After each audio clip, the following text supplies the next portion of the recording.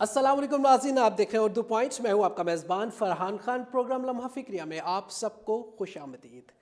एक ज़रदारी सब पे भारी, मफाहमत का बादशाह आसिफ अली ज़रदारी आजकल मीडिया की जीनत बने हुए हैं। यकीनन आसिफ अली ज़रदारी साहब के तुंदो तेज़ बयानात इस वक्त मीडिया की नज़र हुए हैं। अगर मैं गिरफ़्तार हो भी जाऊँ तो कोई बात नहीं, फ़ौज मेरा पुलिस स्टेशन मेरा दूसरा घर है। और इसके साथ साथ आप कहते हैं कि मैं पॉपुलर होना चाहता हूँ पंजाब में। आसिफ अली ज़रदारी साहब का ये बयान है कि मैं पंजाब में पॉपुलर होना चाहता हूँ। और इसके अलावा माहिरीन ये कहते हैं, तज़िया निगार ये कहते हैं कि आने वाला साल 2019 आसिफ अली ज़रदारी और उनकी बहन फरियाल तालपुर के लिए अच्छा साबित नहीं होगा। जो हालात बताते हैं, जो माहिरीन बताते हैं, और यकीनन जो केसेस उनके ख़िलाफ़ चल रहे हैं और जिस तरह के केसेस उनके ख़िलाफ़ बने हुए हैं, यकीनन ये तमाम बातें और आसिफ अली ज़रदारी साहब के जो बयानात हैं वो इस बात की नवीद है कि जेल यकीनन उनसे अब दूर नहीं। आसिफ अली ज़रदारी साहब, जिन्हें मुफ़ाहमत का बादशाह कहा जाता है, अब फ्रंट लाइन पे आके वार कर रहे हैं। यकीनन उन्होंने अपने बयानात में, जलसों के अंदर, बाद में प्रेस कॉन्फ्रेंसेस के अंदर खिताब करते हुए ये कहा है कि अब आप लोगों को बनाते हैं, यानी कि आपने इल्ताफ़ हुसैन को बनाया, आपने नवाज़ शरीफ को बनाया, फिर उससे जंग कर ली। आप लोगों को बनाते हैं और फिर उसके बाद उनसे लड़ जाते हैं, क्योंकि आप नहीं चाहते कि कोई आपकी आंखों में आंखें डाल के बात करे। ये बात थी आसिफ अली ज़रदारी साहब की। और कहते हैं कि मैं अपने मुल्क को मजाक नहीं बनने दूंगा। आपका जो दिल करता है, आप जैसे दिल करता है करते हैं, अब मजाक नहीं होगा। जो लोग 3 साल के लिए आते हैं वो मेरे मुल्क का फ़ैसला नहीं कर सकते। यानी आसिफ अली ज़रदारी साहब ये कहना चाहते हैं कि मुल्क का फ़ैसले आसिफ अली ज़रदारी साहब यानी पीपल्स पार्टी ही सिर्फ कर सकती है। उनके कहने का मकसद ये है कि अब मौका सिर्फ पीपल्स पार्टी को मिलना चाहिए, क्योंकि वो तमाम लोग जिनको लाया जाता है वो मुल्क को नहीं चला सकते। यही बात आसिफ अली ज़रदारी साहब ने कही कि अब मेरे मुल्क का मजाक नहीं उड़ेगा। जिसने आप अदलिया के ऊपर भी नश्तर चलाते हुए आपने कहा कि 9 लाख केसेस इस वक्त पेंडिंग है, और जो काम आपके करने वाले हैं आप वो करते नहीं। कभी आप यहाँ पहुँच जाते हैं, कभी आप वहाँ पहुँच जाते हैं। ये यकीनन ये भी एक वार था जो कि आसिफ अली ज़रदारी साहब का अहम पहलू ये है कि GIT की रिपोर्ट अब सुप्रीम कोर्ट में पेश होने जा रही है। मनी लॉन्ड्रिंग के हवाले से हतमी रिपोर्ट जो कि 24 दिसंबर को चीफ जस्टिस ऑफ पाकिस्तान के सामने पेश की जाएगी, जिसमें बहुत अहम सबूत हैं और 32 लोगों के ख़िलाफ़ मुकदमात जारी हैं, जिसमें ओमनी ग्रुप के मालिक अनवर मजीद जो कि पहले से ही जेल में हैं, उनके बेटे भी जेल में हैं, और आसिफ अली ज़रदारी साहब और उनकी बहन फरियाल तालपुर जो कि इस वक्त ज़मानत पे हैं। और यकीनन एक अहम सबूतों के साथ जब GIT में रिपोर्ट पेश होगी, यकीनन उनके लिए बहुत मुश्किल बन सकती है।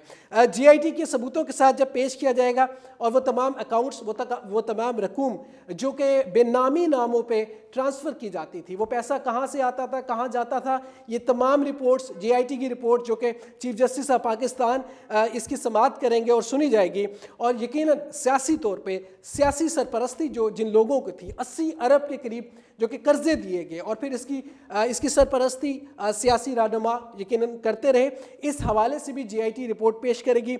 और ओमनी ग्रुप के बाकायदा अकाउंट्स, जिन अकाउंट्स में पैसा आता रहा, फिर कर्जे हासिल होते रहे, फिर उन कर्ज़ों को माफ़ करवाते रहे, फिर किस तरह इन पैसों को बैरून मुल्क ट्रांसफ़र करते रहे, ये रिपोर्ट के अंदर भी पेश किया जाएगा। यकीनन आसिफ अली ज़रदारी साहब के लिए एक मुश्किल वक्त है, पाकिस्तान पीपल्स पार्टी के लिए भी मुश्किल वक्त है। इसके साथ साथ GIT के इंकशाफ में मॉडर्न अयान अली जिन्होंने $5 लाख मनी लॉन्ड्रिंग करते पकड़ी गई, उन्होंने भी पिछले दिनों एक ट्वीट भी किया, जिसमें एक उन्होंने वीडियो भी उसके अंदर शामिल की। वो कहती हैं कि मेरी वीडियो के अंदर जो वीडियो उन्होंने पेश की उसमें वो कहती हैं कि मुश्ताक अहमद जो कि आसिफ अली ज़रदारी साहब के बहुत करीबी साथी थे, वो भी उस वीडियो में नज़र आते हैं जिसमें वो पकड़ी जाती हैं। और इसके अलावा साबिक वज़ीर दाखिला रहमान मलिक के भाई भी उस वीडियो में नज़र आते हैं। वो कहती हैं कि अयान अली कहती हैं कि अगर मुझे पकड़ा है तो इन 2 लोगों को जो मेरे साथ थे इनको क्यों नहीं पकड़ा।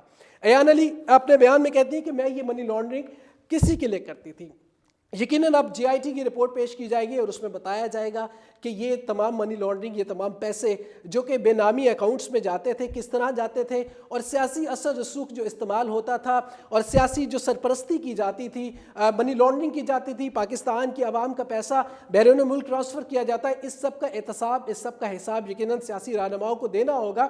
اور جس طرح آصف علی زرداری صاحب فرنٹ لائن پہ آ کے بیانات دے رہے ہیں، جس طرح وہ لڑ رہے ہیں، یقیناً یہ اس بات کی نوید ہے، جس طرح نواز شریف صاحب بھی اپنے بہت سے کیسز کے اندر یہ بات کہہ چکے ہیں، کر چکے ہیں کہ ہمیں انتقام کا نشانہ بنایا جا رہا ہے، ہمارے خلاف کوئی کرپشن نہیں۔ اس طرح ہی آصف علی زرداری صاحب بھی یہ بات کہہ رہے ہیں کہ ہمارے خلاف کوئی کرپشن کا ثبوت نہیں ہے، ہمیں انتقام کا نشانہ بنایا جا رہا ہے۔ جیل ہمارے لیے کون سا نئی بات ہے، اس طرح کی جیلیں ہم کاٹتے رہے ہیں، کاٹتے آئے ہیں۔ یقیناً آصف علی زرداری صاحب جیلیں کاٹتے آئے ہیں، مفاہمت کے بادشاہ ان کو کہا جاتا ہے۔ لیکن اب سوچنے کی بات یہ ہے، یہ جو جے آئی ٹی کی رپورٹ پیش کی جائے گی اور جو اس رپورٹ کے تحت جو تمام چیزیں جب چیف جسٹس کے سامنے پیش کی جائیں گی، وہ بہت بڑا سوالیہ نشان ہوگا آصف علی زرداری صاحب کے لیے بھی اور پاکستان پیپلز پارٹی کے لیے بھی۔ اب یقیناً پاکستان کے لیے اور پاکستان کی سالمیت کے لیے، اور جب پاکستان کے وزیر اعظم یہ بات کہتے ہیں کہ جو سب سے بڑا مسئلہ پاکستان کا کرپشن اور منی لانڈرنگ ہے، ہم نے اس کے اوپر کام کرنا ہے، یقیناً جب یہ تمام کڑیاں ملتی ہیں اور جب اس طرح کے اکاؤنٹس ملتے ہیں اور پھر اس کے بعد اس کے اوپر جے آئی ٹی بنتی ہے، پھر اس کے بعد اس کے اوپر فیصلہ ہونے جاتا ہے، سیاسی رہنما جو ہے اس طرح کے بیانات لازمی دیتے ہیں۔ یقیناً جب جیل نظر آتی ہے، ایک کڑا امتحان ہے پاکستان پیپلز پارٹی کے لیے، اور یقیناً پاکستان کی عوام کے لیے بھی یہ بات سوچنے کی ہوگی، اور لمحہ فکریہ بھی اس بات کا ہے کہ جب سیاسی رہنما اپنے سیاسی مفادات کے لیے، اپنے ذاتی مفادات کے لیے ملک کے پیسے کو استعمال کرتے ہیں تو اس کا احتساب تو ایک دن دینا ہی ہوگا۔ اسی نوٹ کے ساتھ آپ اپنا بہت سا خیال رکھیے گا، اپنے میزبان فرحان خان کو پروگرام لمحہ فکریہ سے دیجیے گا اجازت۔ زندگی نے تباہ کی، سانسوں نے وفا کی۔ آپ سے پھر ملاقات ہوگی، ٹل دن اللہ نگہبان، پاکستان زندہ باد۔